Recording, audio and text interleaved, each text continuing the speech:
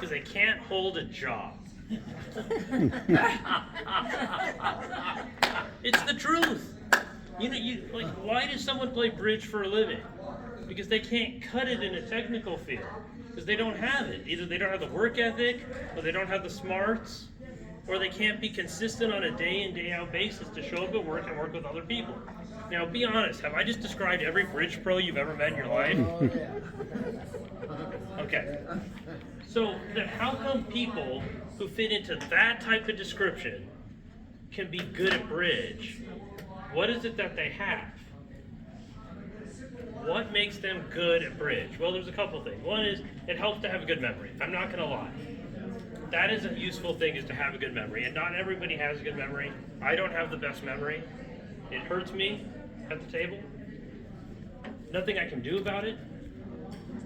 But there are certain things I can do that help me. So first things first. It's all about mental focus. And that's endurance. It's a skill to develop the ability to sit there and play with excellent mental focus. Now, what's something that takes away from mental focus? Phone's ringing. Phone's ringing, okay. What else takes away from mental focus? Talking, okay. Let's get to the heart of the matter. How about people getting upset? Okay. So here's my first tip to you. Don't get into arguments with people. Don't get into arguments with your opponents. Don't get into arguments with your partner. It's a very difficult thing to do, hard thing to say. It's a very important skill to develop, though. Learn to keep your mouth shut. Now, let me give you a classic example. Your partner makes a terrible mistake. You make a bid, and they pass it, and it was an artificial forcing bid. Now you're going to get a bad board, right? What's your automatic natural reaction? Why'd you do that? Right. It's an important skill to develop. Keep your mouth closed. Just play the board, collect your zero. It's going to be a zero anyway. Okay? Nothing you can do to change it. Don't say a word. Afterwards, by the way, when your partner sees you that you're in a 2-2 trump bid, the bell's gonna go off. They already know they screwed up, right? Okay. Keeping your mouth shut not only will help you for the rest of that game, it's gonna help you in the long term with your partner. I'm gonna tell you a little story. The best partner I ever had, named Paul Chung. Okay? Maybe 25 years ago, we were playing in an event we had absolutely no business being competitive in. Zero. Okay? And some of the best players around were playing in that event. And at the half, they posted the scores. The guys who should win that event were at like 74%. We were right behind at 73. And then there were probably 12 more pairs, professional pairs, behind us. And they were all way, way, way behind. And it was a joke that we would be this high. Okay? It was a joke. Second half starts. Paul kicks the first board. Paul kicks the second board. Paul kicks the third board. It's over now, right? Paul proceeds to kick about 8 more boards in a row. Okay? Now people are walking up to us after the game. Did you win it? Did you win it? I just pushed. I know Paul's going to be a mess, right? I know it. Pushed Paul behind me and said, I blew it. Okay? I took the bullet. I took the blame. Okay? Me and Paul are still very good friends today, 30 years later. Okay? Very good partnership, very good friends, forever. Because I treated him well. When he needed me, I was there for him. Okay, second tip about this. Used to play with this guy. Good guy, but the most selfish guy you've ever met in your life. If he calls you, it's to borrow money, or he needs some furniture moved, or he wants a job because he blew his last one. Okay, you know the type of guy I'm talking about? Okay. If I'm playing in a bridge event with him, he shows up 20 minutes late every time, and you have no idea if he's going to show up at all or not. What does that do to his partner? Honestly, what does it do? Makes you nervous. Does he? Okay. Am I going to have good mental concentration? No. What about our teammates at the other table? What's going to happen to their concentration? No. Okay. Be early. Does it kill you to be somewhere 10 minutes early? Honestly, does it? What if you run into traffic while you're going somewhere? Be a little bit early. I got to the finals of the Flight A of the GNT at the Nationals. Okay? playing with a team that should not be in the finals of the Flight A of the GNT Internationals. Okay? We were winning at the half. My teammate decided to take a train across Toronto to have lunch at a certain restaurant. Okay? Calls us on the way back saying he's going to be late. My two teammates mentally flip and kick about 8 boards in a row. And I had to sit there at the table and just tell my partner, just don't worry about them. Focus here. And he kept looking over at the table to see if he was there yet. We lost. That, again, notice something about this. A lot of bridge is won and lost without actually holding cards. Just being a responsible adult. Okay? One other tip. Don't drink while you're playing. Now again, I want to be clear about this. Some of us, as we get older, we have a lot of pain in our bones. I get it, and you have to have a drink to relieve the tension so you can handle the pain. If you're in that position, you have to have one drink, do it, okay? Just do it. Don't get drunk. If you can go without drinking at all, don't drink, and I'll tell you why. Because you're diminishing your ability to have good mental focus. Okay, what other habits are important when you're playing bridge? Well, I'm going to give you one. Okay? And again, the last one from personal experience before I get to actual cards. Don't play things that are so complex that it's going to distract from your concentration at the table. Now, people like to play these systems, right? You've seen it? I remember one year I was playing, and these guys had a book. I swear to God, it was like this thick. I'm not even exaggerating. And if you asked them a question about like a carding or something, they'd tell you, open up to page 406, chapter 7, look at the third paragraph, and that would describe our carding agreement for this condition. Well, that's cool, right? I'm 48 years old. I have a good mathematics background, okay? I've played pro bridge a lot in my life. I will tell you, I've played this way with people. It drains you to have to remember all these agreements.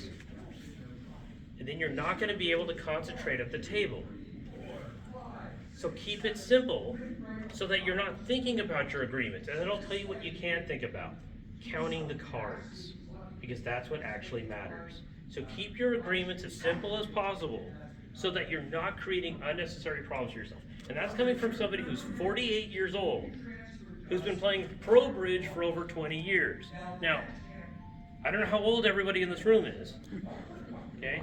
But at 48, if I can't do it, and that's my background is mathematics and engineering, you probably can't do it at 60 if you have a different background. And that's not, again, I'm just being reasonable. So be reasonable with your agreements. Now, with that said, let's get into actual card play as to how you end up being successful. So here's a typical hand. Of course, I picked a set of cards that, is there another pen? You may have to do something. What do you need? Board pen.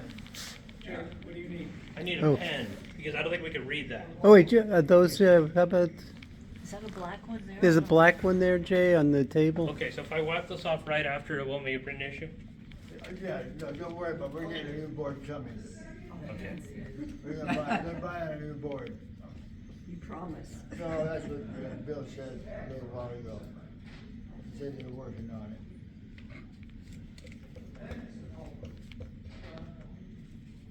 Besides that, you'll be gone, Jay. You won't have to worry about it. This board's gonna outlive me too, is that what you're saying? No, I mean, you'll be gone home before anybody says anything. Okay. So one of the keys to being successful in bridge is to be super opportunistic. Now let me explain what that means. I'm constantly hunting for chances to get a good result. Constantly. I'm not worried about getting a bad result. I'm always looking for my chances to be different than the field. I'm always looking for that chance. So what happens on this hand is they open the bidding 2 hearts, and I'm playing match points. And, you know, preempting at imps, I get it, preempting at match points is very dangerous. The reason it's dangerous is because it alters natural lines of play. So they open 2 hearts, and I don't know, oh, thank you. And I don't know what you want to bid with the south hand. You only have 15 points. So I bid 2 spades. And it goes pass, and my partner technically has enough to make a limit raise because they have a 4th trump and a doubleton, but I can understand they also have a flat hand. So some people will choose to only bid 3 spades with this hand. Is that fair?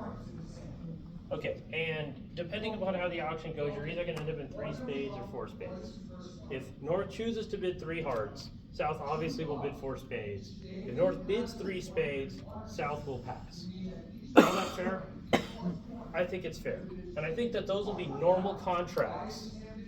Is some of the field will be in game, some of the field won't be in game. And again, I'm gonna go back to my earlier suggestion.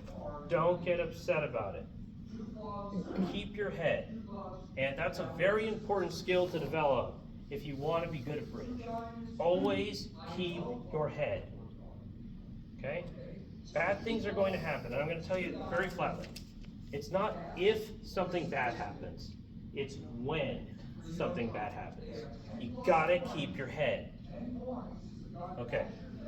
So I'm in 3 spades. Do I wish I was in 4 spades? I do. But I'm not. So the opening lead, after this hand opened 2 hearts, is the deuce of hearts. Okay. Forget about whether you're in 3 or 4 or second, because it's not relevant to what you're trying to accomplish. What you're trying to do is maximize the hand. Now, since they didn't lead a club, I could win the heart ace and pitch a club on my diamond, right? Okay. That would be useful. Okay. The key to this hand at that point is going to be how I choose to play the spades. And this is a common problem in that when you're a beginner, you're taught that with 9 you're supposed to play for the drop. Remember that stuff? It was like the worst advice they ever gave you in your life? Okay. What's wrong with playing for the drop on this hand? You've got unusual distribution. Okay, I'm pretty sure, because this hand opened 2 hearts, implying 6, and this hand led the deuce, implying 1 or 3. So the logical conclusion here is they're 1-6. Like if they're not, that's pretty weird. It would be astronomically weird if they're not 1-6. Okay, does that change the way I'm thinking about this hand? What's the likelihood now in terms of spades? This guy's gonna talk. The queen is on this side. This hand is more likely to hold the spade queen, and why is that? Because They wouldn't have opened a preempt if they had that many points. How many cards does this guy have that are not hearts? 7. 6, he's got 7. How many cards does this person have that are not hearts? 12. Wow. So 12 out of 19 times, the queen is here. Okay. What about just in terms like if you had to bet your life how spades were distributed, there's like 2 most likely scenarios. They're 2-2 or they're 3-1. Who holding the 3? Left. Left. So how should I play this hand? finesse with a 10. Okay, I want to play the ace of spades first, then play a spade to the 10. And if it's wrong, it's wrong. Am I afraid of it being wrong? I don't care. At all. What should I do first? Okay. What do you do with this hand? Should I play the diamond first, or should I play spade first? At least 1 spade. Okay, so you could win the heart ace. Should I duck the first trick? What's the danger in ducking the opening lead? They're gonna rough. Okay, If they come back with clubs, then you're in trouble. or a second heart. Or something. Both things are bad. So one option is I can win the heart ace, cash the spade ace, play 3 rounds of diamonds and pitch a club. Okay, and then I could even play a 4th diamond, and if he follows suit, I can just pitch. And if he pitches, then I can safely ruff, get back to my hand, and take the spade finesse. Okay, that's one option. What's a second option? Pull the trump first and then do the diamond? Okay, I could pull the trump first, and then I could play on the diamonds. Okay. One of the most important skills in bridge is to not feel rushed at the table. Take a second, decide on your plan, and then go with it. And if it's wrong, it's wrong. It's okay. I don't mind you being wrong. I do mind you being afraid. Don't be afraid. Take a second, think it through. So if I play diamonds first and the fourth diamond and he follows, I do have a problem, right? Get him back to the board. Correct. I can't get back to my hand to take the spade finesse. And now the hearts are gonna come back through me and I'm gonna have to deal with the uppercut. Okay, that's one reason to consider not doing that. One reason to consider playing diamonds first is if I do lose to the doubleton queen, I don't get to pitch a loser. So I have to decide which is more likely, a doubleton spade queen on my right, or that the person on my right who opened two hearts is also the person long in diamonds. And that's a difficult thing to choose. And whatever you choose, I'm good with it. What I want you to do though is get in the habit of thinking things through. I chose to play diamonds first, and I'll tell you why. Because I don't think the guy who has 6 hearts rates to be the guy who has 4 diamonds. It doesn't make sense. So now I discovered along the way that he has 3 diamonds because he showed out on the 4th one. So now I know he has 6 hearts and 3 diamonds. And I know that this hand has 1 heart and 4 diamonds. Am I becoming more convinced of where the spade queen is? I am. Because he has 8 cards and he only has 5. Okay? And again, if it's a doubleton queen, that's life. That's life. But I'm not afraid to go different than the field. The other reason I thought it was better to play on diamonds is if I pitch my second club with a diamond, is it possible he will come back a heart, he'll come back a club, trying to cash his trick? Okay. Get my buddy out here. There you go, comes right up. And I'm getting an arm workout, so, you know, multiple wins.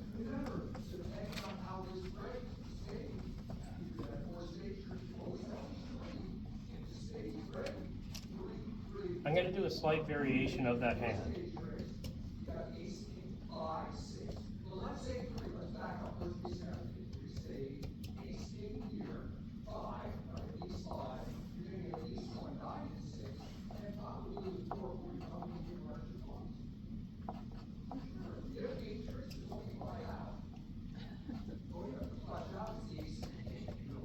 Okay.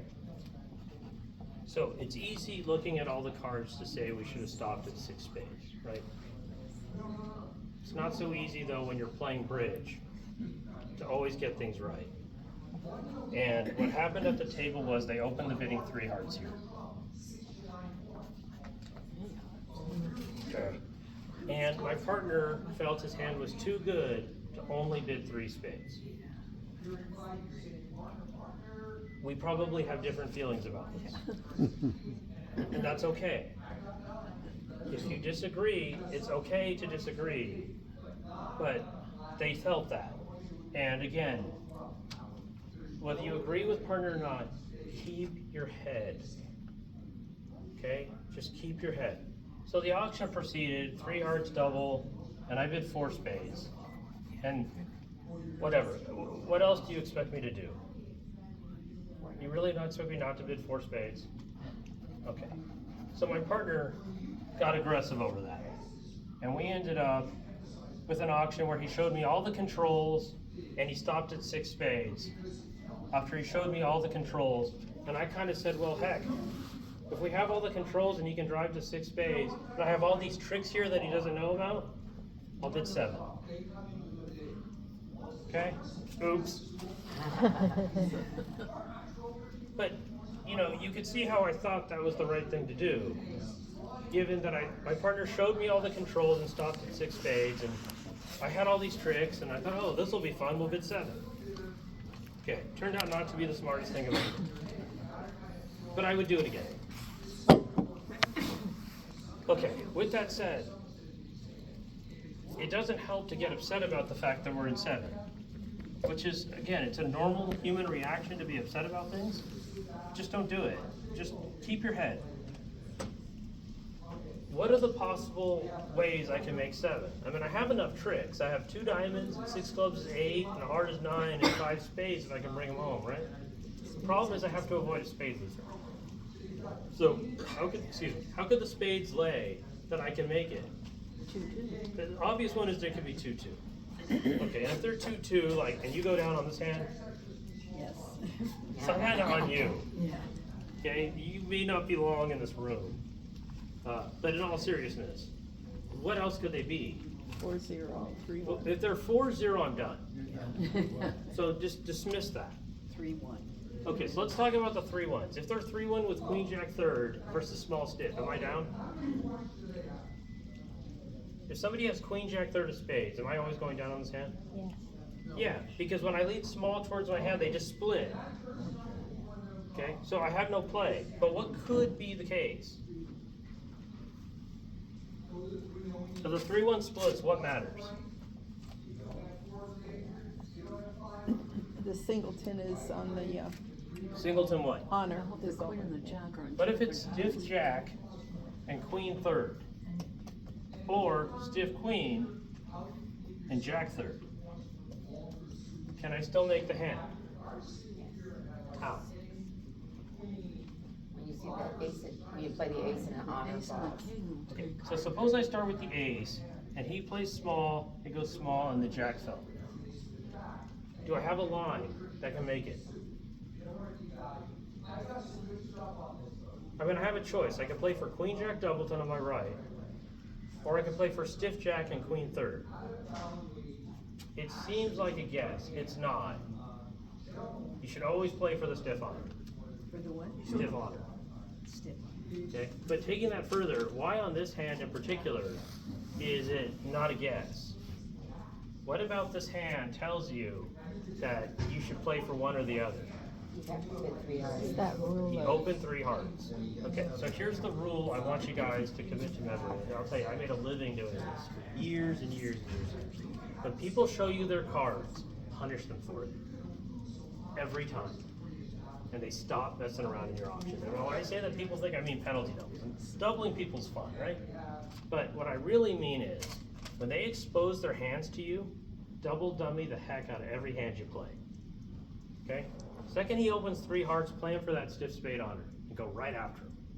Teach him a lesson not to mess around at your table. And after a while, what people will do is they'll stop preempting against you because they don't want you to know what they have. And you'll get free auctions forever. It'll be beautiful. Okay? People need to be a little bit afraid of you. Okay? And then they don't mess around with you anymore. Now, what if this is the one that opened 3 hearts? How should I handle this hand then? Play the 10. I should start with the king, picking up the stiff honor if it exists, and then finesse this way. See how that works? Okay. The other thing I would do at that point is after I play the king, let's say the queen appears, immediately leave the 10. Call it fast. Okay, and I'll tell you why that matters. Suppose this guy's sitting over here with Jack X, and he knows he's facing a top or a bottom because you're in 7 spades, right? Is he gonna hesitate for just a split second? Like most people. Won't they be just a little bit uncomfortable?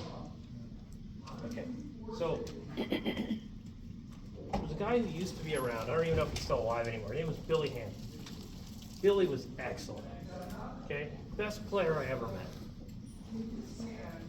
Except for, you know, like the people like Nextroff and people like that.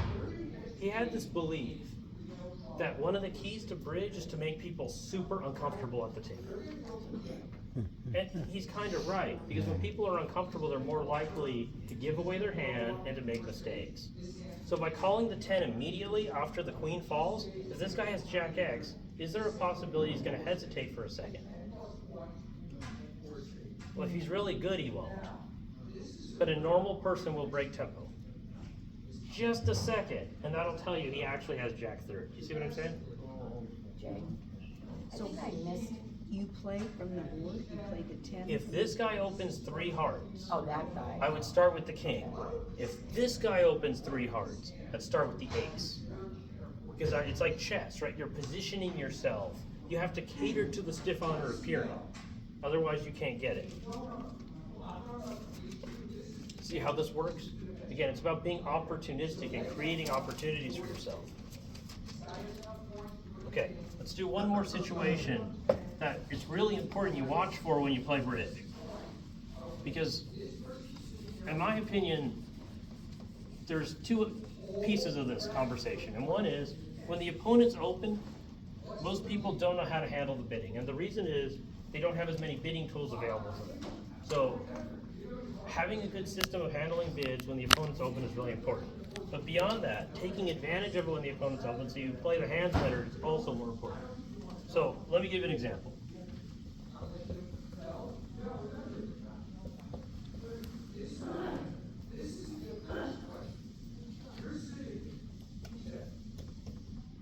Okay, so this is my partner's hand and he passed, and they open the bidding 1 heart. And I'm holding king small, ace, queen, 10, deuce, ace, queen, 9, 5th, and 2 dead. Okay. It's match points. Okay? At match points, try not to play in a minor suit when you have a good hand, because you're not going to score. So I bid 1 no. And I know that everybody hates that bid. I'm going to bid it again, sorry. Okay? Because you don't want to play in 2 of a minor at match points. That's a fast road to nowhere. So I bid 1 no, and it goes pass. My partner bid 2 clubs, a stamen, and it went pass, and I bid 2 diamonds, and it went pass, 3 no trump. Normal enough auction? I will guarantee you not everybody in the room gets the game on this hand. And I know that sounds completely ridiculous, but it's the truth. Okay. Do I have an advantage on this hand as the declarer because this person opened a heart? The answer is only if I use it. Okay? Only if I'm paying attention to that. Now, the opening lead was the queen of spades. And I'm going to draw a beautiful spade here. Look at that. Beautiful. I'm an artist. Now I got to play this hand. Before I start to though, I have a 15 count and dummy has an 11 count, right? That's 26. Okay. That guy opened. So he has supposed to have at least 12. So what's 26 and 12? So this guy should have 0 to 2 points. Okay. But he led the queen of spades, so what else does he have? Okay. He has queen jack 9, queen jack 10 of spades. He's leading the suit, which means what? Something very significant. The king's on the other side. He didn't I have, got that. Oh, gotcha, I'm looking at the wrong thing. he didn't have hearts. Okay, maybe he doesn't have hearts. Maybe he has really good spades. What else does it mean though? Like if this was a court of law and you had to testify, what would you testify you believe at this moment? He's got 4. He might have 5. The queen is gonna have the jack. Tell me about the points. All the points are in the other hand. All the other points are in the other hand. So the king jack of hearts are on my right, the king of diamonds is on my right, and the king of clubs is on my right. Jack of clubs probably is on my right. Okay? Because he opened a heart. Okay. Now, I don't want to duck the first spade, and I'll tell you why. I wanted to end in dummy, so I could take the diamond finesse and the heart finesses. And if I duck the first spade, I have to win the second spade in my hand. And now my entry situation is getting a little ugly, right? And I know that there's merit to ducking because if you lose the diamond finesse, the continuation, it's not losing though. How do I know the diamond finesse isn't going to lose? How do I know it's, the diamond finesse is winning? How do I know? That would be 3 more Because all points. the points are. He can't have that card after he opened a heart. Okay, so I've decided I'm gonna win the spade ace at trick 1 and play the jack of diamonds at trick 2. Now look at the spots. Jack 10 8, ace queen 9. I need these entries to get to here to lead a heart towards my ace queen 10. By the way, are the heart finesses winning? Yes. They are. Who has the club king? Oh man, I'm gonna play this hand so good. So I'll tell you what I'm gonna do. I'm gonna win the spade ace at trick 1, and I'm gonna start with the jack of diamonds. And I'm gonna quick call it. You know why I'm gonna quick call it? Because I want him to cover. So I could use my 10 and 8. And I don't want him to think about it. Because if he thinks about it, he shouldn't cover the jack. He should hold for the 10. But I need the 10 and the 8 as entries. So what I want to do is quick call it. And this is a real thing I do to people. Okay? Sorry. I do it in all aspects of life, by the way. I get people to do anything, like saying things fast. I'm going to quick call the jack so he covers. And then I can use my 10 and 8 as entries so I can hook the hearts.